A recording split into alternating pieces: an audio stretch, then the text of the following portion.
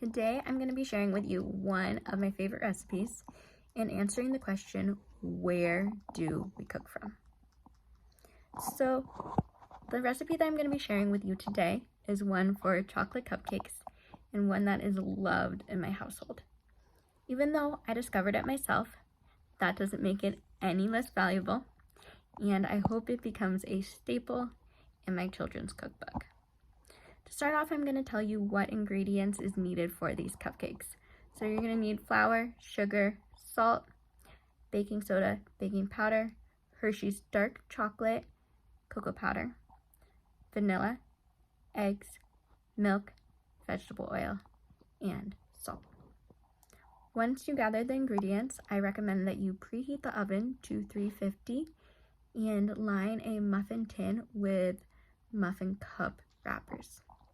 Once this is done, I would grab a large bowl to add the dry ingredients. So you're going to add 2 cups of sugar, 1 3/4 cup of flour, 3/4 cup of cocoa powder, and 1.5 teaspoons of both baking powder and baking soda, plus 1 teaspoon of salt. Once this mixture is combined, I would stir it with a wooden spoon and set this mixture aside. Once you set the mixture aside, I would add 1 cup of water to a tea kettle and put it on the heat to come to a boil.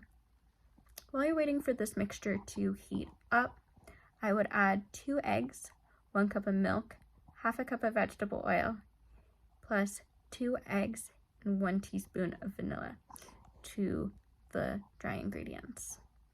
Once this ingredient is added, you're going to use electric beaters and beat this mixture for 2 minutes on medium speed.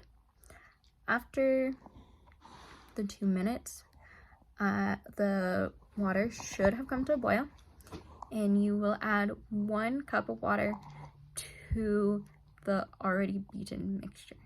Make sure the beaters are off and that you are careful because the water will splatter. Once the water is added, you're going to stir with a wooden spoon until the mixture is just combined. The batter is going to be thin, and that is normal.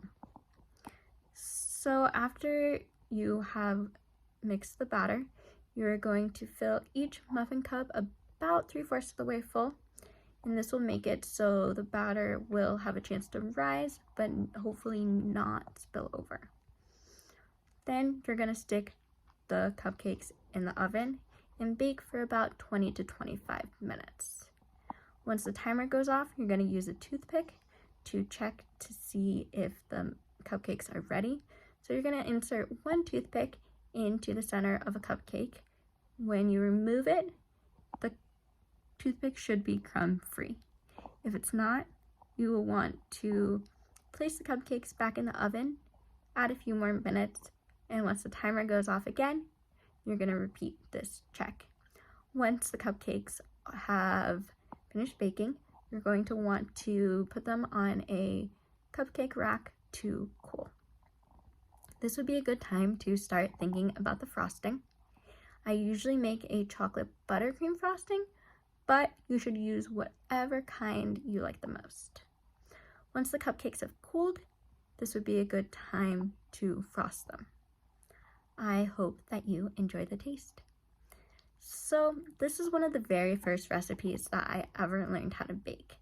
I learned how to bake in high school and would bake any chance that I would get. We'd have cake piled up in the house all the time. My friends and I even invented a fantasy bakery called the 3 Spoons, and the laughter and joy that filled the kitchen is the main reason I want this recipe to stay in the family for generations to come.